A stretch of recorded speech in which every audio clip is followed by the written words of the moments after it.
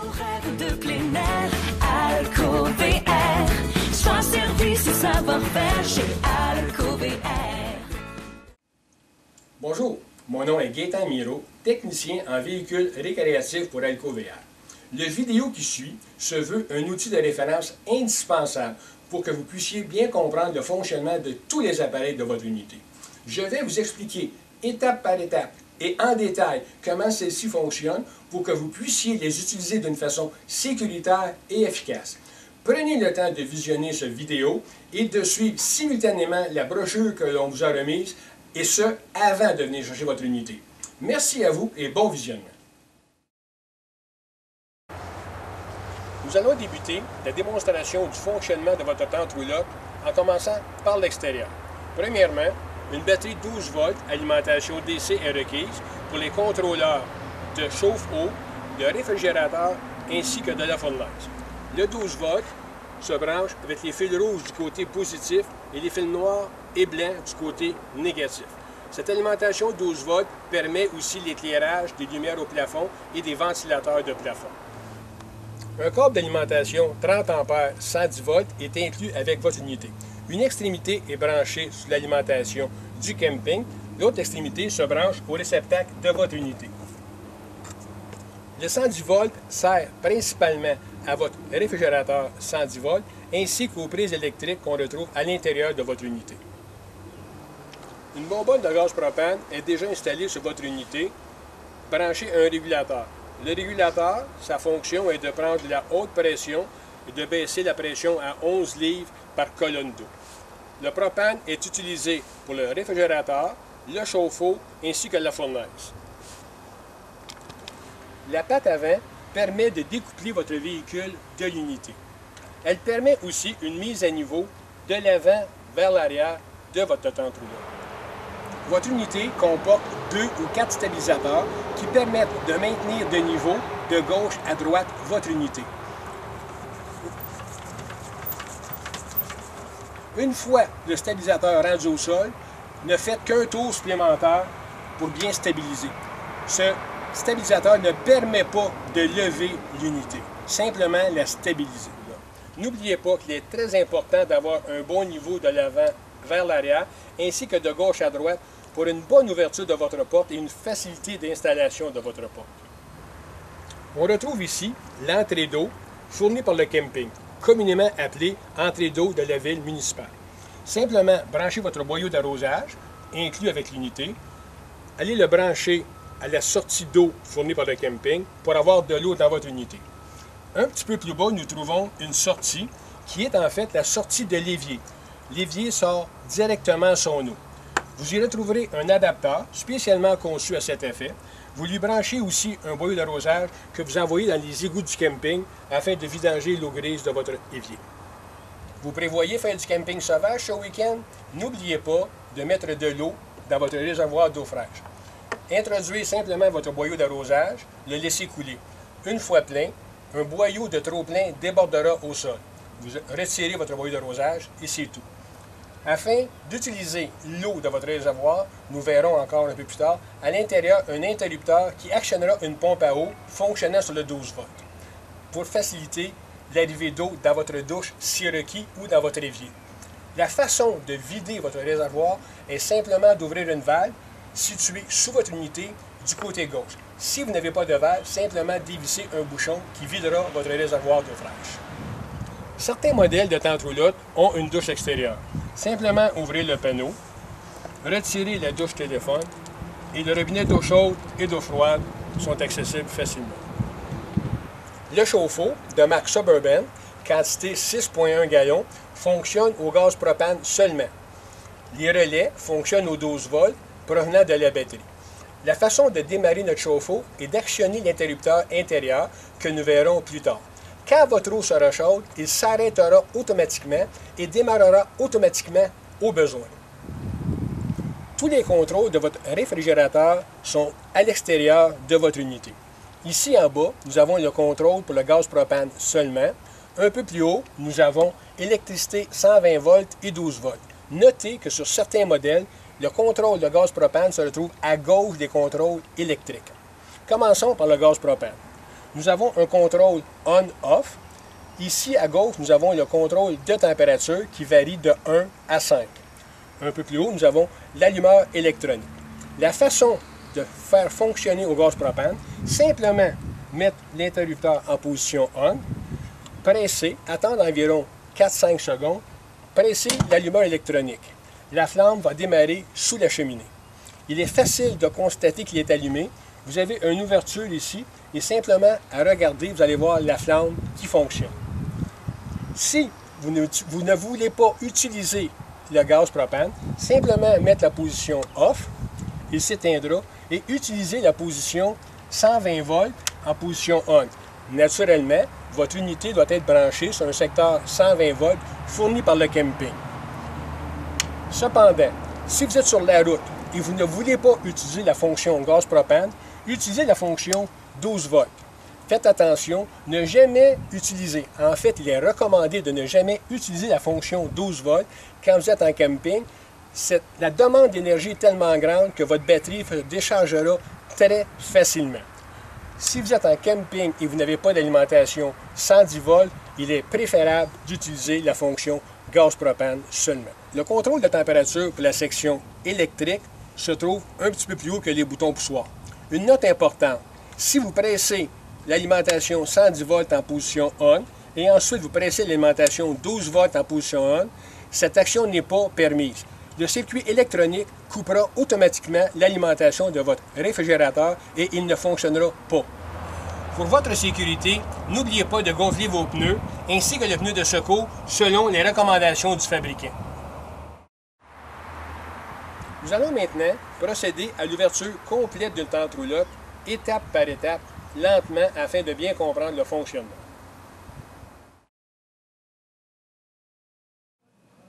Pour débuter, commençons par retirer les 4 barrures situées à chacun des coins de votre toit. À l'aide de la manivelle incluse avec votre unité ou d'un moteur 12 volts en option, actionnez le mécanisme de levage situé à l'avant. Levez le toit tout en vous assurant que toutes les toiles sont libres d'obstruction.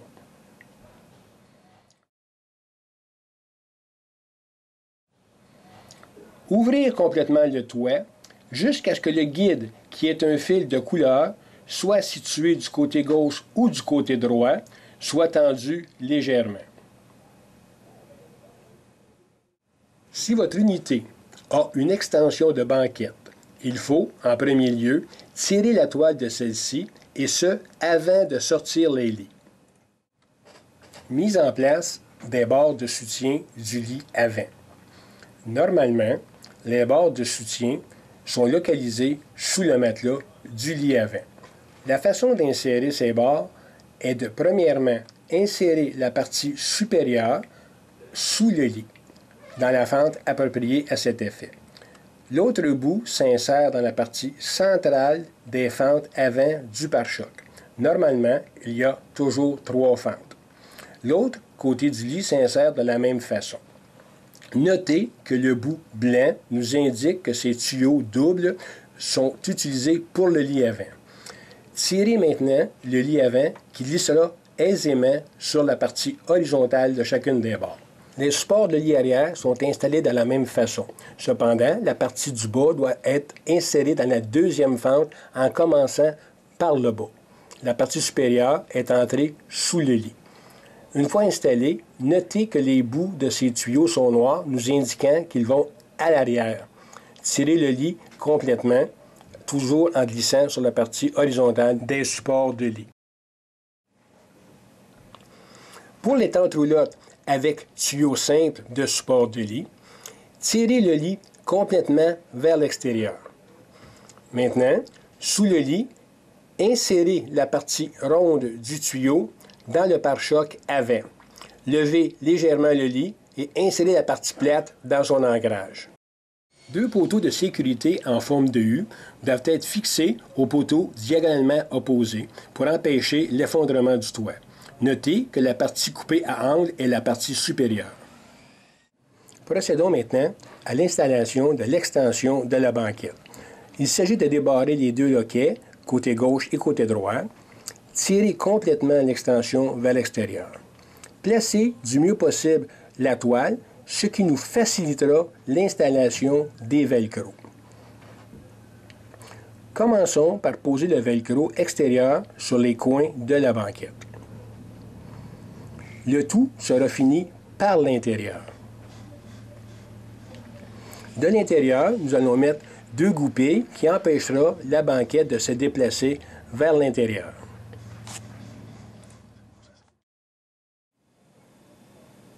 Pour finaliser l'installation du velcro, commençons par le velcro attaché à la toile de côté. Ensuite, nous allons terminer le tout par le velcro de la toile de la banquette, et ce, des 2 côtés. À l'intérieur, une barrure de chaque côté du lit a pour fonction d'empêcher celui-ci de se déplacer. Avant d'ouvrir les toiles de lit, attachez celle-ci à l'aide de fermeture éclair pour relier la toile de lit et celle de côté. Maintenant, de l'extérieur, nous allons fixer la toile intérieure en prenant soin de l'attacher solidement. Ensuite, rabattons la toile supérieure dans son coin sans trop la tendre. De l'intérieur, maintenant, finalisons l'installation du lit. Fixez la tige de maintien horizontale à la partie supérieure du triangle et poussez la toile. L'autre extrémité de la tige horizontale se fixe à son ancrage au plafond de l'unité. De l'extérieur, nous voyons la toile qui se place d'elle-même.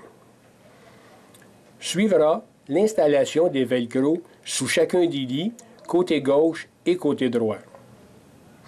Assurons-nous maintenant que les toiles sont bien placées et finalisons l'installation en installant la bande élastique qui reliera les 2 œillets. Chaque poteau de coin est protégé par une toile et sécurisé avec du velcro. Prenez soin de placer la partie supérieure sous le toit afin d'éviter l'infiltration en cas de pluie. Maintenant que notre tente-roulotte est montée complètement, nous allons procéder à l'installation de la porte. Le modèle ici présent comporte une demi-porte que nous devons enlever. Pour ce faire, simplement l'ouvrir et retirer la demi-porte de ses charnières. Une fois sortie, la porte a un endroit spécifique pour la localiser en dessous du lit en arrière. Nous voyons présentement sous le lit arrière où 2 charnières ont été installées pour le remisage de la demi-porte. Simplement pénétrer les parties mâles et femelles, lever la porte et utiliser l'élastique qui pourra tenir la porte pour son rangement pour la fin de semaine. Nous voilà maintenant à l'intérieur de la tente-roulotte pour l'installation de la porte. Si, au début, nous avons mis notre unité de niveau, ceci nous facilitera la tâche de beaucoup. La porte est maintenue par 2 glissières, une de chaque côté, ainsi qu'une clipse qui la retient au plafond. À la base, nous avons une barrure de nylon qui la maintient dans son socle. Nous allons débarrer celle du bas. Nous allons retirer la clipse et la clipse droite. Pour descendre la porte, je vous suggère de mettre vos mains en bas de la poignée, de la descendre lentement. Les glissières au plafond retiendront le bout de la porte. Rendu au sol, on peut lever les mains et sortir la porte avec une certaine angle, disons 45 degrés. Nous allons entrer la partie inférieure de la porte. Ensuite, la partie supérieure devrait s'accrocher facilement.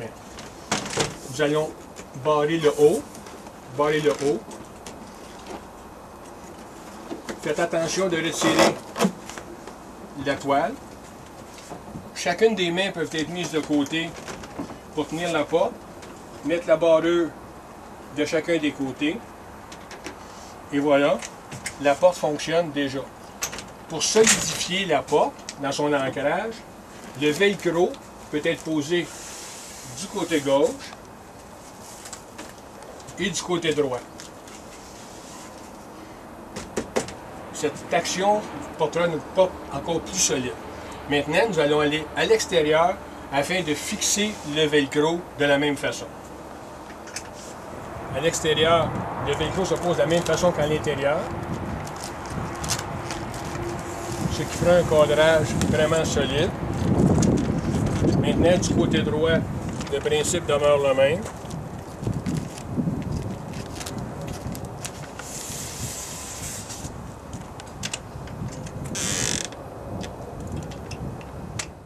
Pour certains modèles, une demi-porte est déjà fixée à la partie inférieure de la tente roulotte. Nous devons insérer la partie supérieure, qui est accrochée au plafond, à la partie inférieure de la porte. Pour ce faire, laissons glisser un dans l'autre. De l'intérieur, 2 loquets de nylon permettront de sécuriser la partie supérieure de la porte. Un loquet au centre permettra d'attacher les 2 portes ensemble. Pour solidifier le cadrage de la porte, relions les velcro côté gauche et côté droit. Il en sera de même pour la partie extérieure de la porte tout autour du cadrage. Voici l'installation terminée et prête à être utilisée.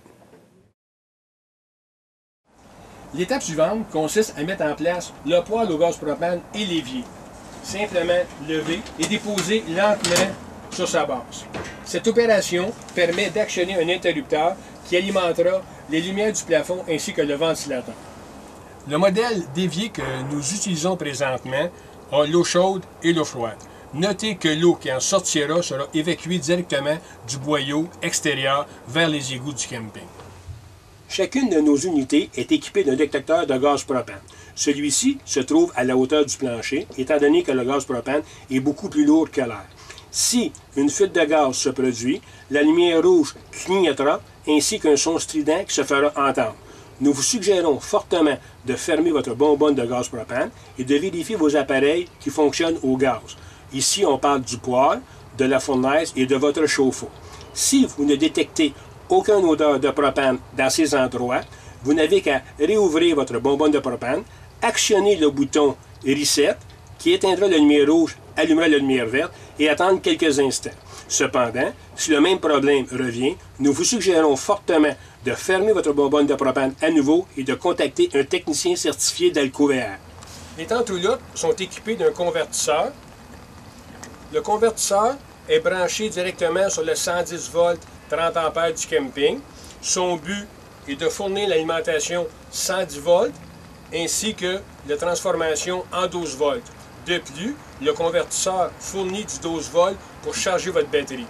Ici, le 110 volts interrupteur sert au réfrigérateur.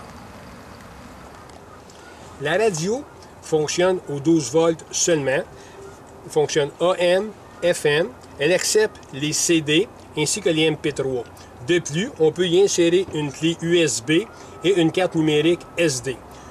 Les haut-parleurs internes arrière, les haut-parleurs internes avant, ainsi que nos haut-parleurs extérieurs sont accessibles via les boutons A, B et C.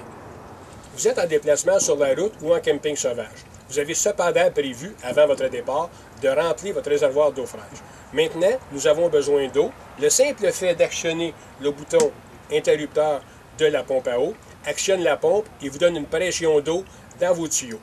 À l'ouverture d'un robinet, un débit normal se fera et quand vous fermerez votre robinet, la pompe créera une certaine pression dans les tuyaux et s'arrêtera automatiquement. Cependant, notez que si vous êtes branché à un système de la Ville de Montréal ou un système de camping, la pompe ne sera jamais mise en fonction. Aussi, quand vous êtes en camping sauvage, le fait de laisser l'interrupteur en position on toujours ne brisera rien. Il n'est pas nécessaire de la fermer après chaque utilisation. Le poêle au gaz propane s'allume de la façon suivante à l'aide d'un briquet barbecue. Simplement régler le bouton d'intensité en position allumée. Voilà. L'intensité de flamme peut être réglée avec le même bouton en diminuant l'arrivée de propane. Comme nous l'avons vu précédemment, le réfrigérateur fonctionne en 3 modes. En alimentation 110 volts AC, en alimentation 12 volts DC ou au gaz propane. À l'intérieur, on retrouve 2 compartiments de rangement ainsi que 2 tablettes. Lors de nos transports d'un endroit à un autre, nous pouvons actionner la barrure de sécurité qui se trouve en haut à gauche. La fournaise de votre tente roulotte fonctionne au gaz propane et nécessite une alimentation 12 volts. Elle est contrôlée par un thermostat électronique de marque Suburban. Le simple fait de régler la température désirée démarrera automatiquement le ventilateur interne et environ 20 à 25 secondes plus tard, la chambre de combustion sera allumée par un allumeur électronique. Une fois la température atteinte, la fournaise s'arrêtera d'elle-même et, au besoin, elle démarrera automatiquement. Cependant, si vous désirez éteindre la fournaise avant la température désirée, il nécessitera 90 secondes au ventilateur pour évacuer le gaz propane qui se trouve dans la chambre de combustion. Une petite note importante. Nous avons ici la sortie d'air chaud d'une fournaise. L'air qui en sort est très chaud. Évitez de coller une chaise à jardin ici et surtout qu'un enfant s'y approche et y appose sa main. Le chauffe-eau fonctionne au gaz propane et nécessite une alimentation 12 volts. Sa capacité est de 6,1 gallons. Pour l'actionner, simplement appuyez l'interrupteur en position on et la lumière rouge s'allumera. La lumière rouge s'éteindra une fois que le gaz propane aura pris feu dans la chambre de combustion. Le délai est d'environ 20 secondes. Voici la lumière éteinte, ce qui nous indique avec certitude que le chauffe-eau est en fonction au gaz propane. Nous sommes présentement devant un modèle 625D de Flagstaff. Ce modèle comporte une cartouche pour la toilette intérieure. Pour le retirer et le vidanger, simplement tirer la poignée, soulever la barrure et tirer vers soi. Pour le vider, le tuyau de renvoi est à la partie supérieure. Enlever le bouchon et le vider dans les égouts fournis par le camping. Pour le remettre en place, revisser le bouchon, tourner vers l'intérieur et le glisser dans son socle. Remarquez que pour l'insérer et le retirer, la poignée de vidange intérieure doit être en position off. La toilette a son propre réservoir d'eau. Pour le remplir, retirez la cartouche, utilisez l'entonnoir. À la partie supérieure, nous retirons l'entrée d'eau. Simplement y fixer l'entonnoir. À l'aide d'un boyau d'arrosage ou d'un galon d'eau, on y insère de l'eau. La façon de savoir quel niveau, sur le côté gauche ici, nous avons un indicateur transparent qui nous indique si le réservoir est plein au quart, à moitié ou complètement plein.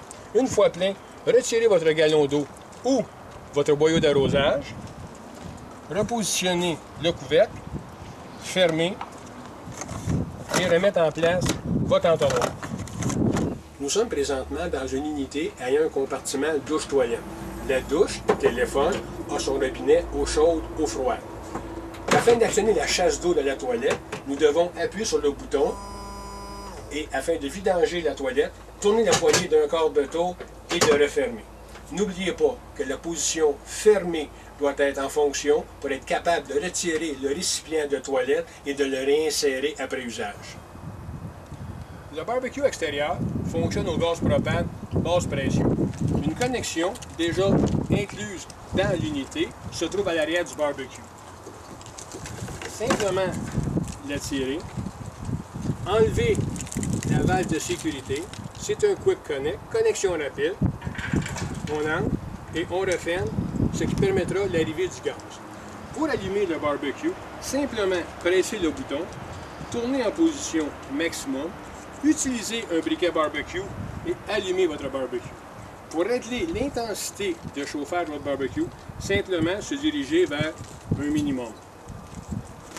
Pour retirer le barbecue maintenant, simplement faire l'inverse, enlever la clip de sécurité, défaire la connexion rapide, refermer et insérer dans la sortie de l'unité. Pour accéder à l'auvent d'une tente roulotte, simplement ouvrez les fermetures éclair.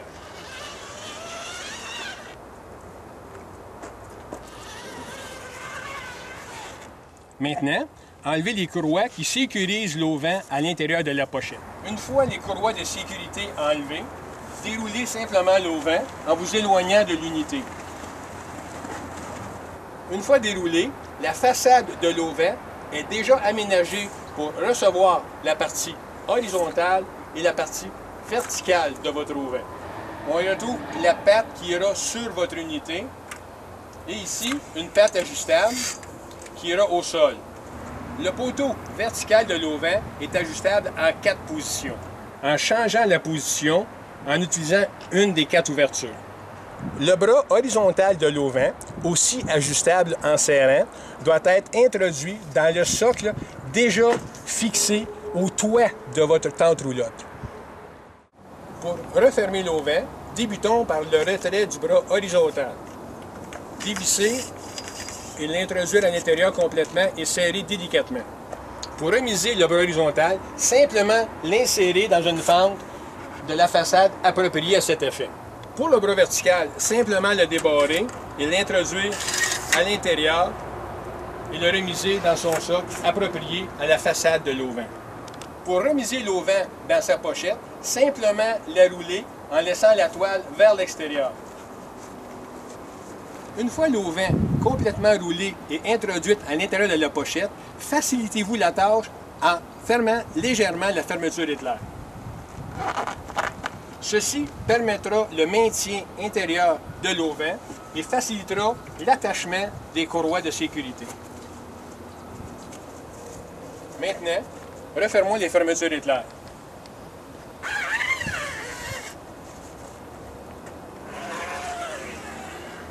Et voilà, votre auvent est complètement rangé et bien rangé.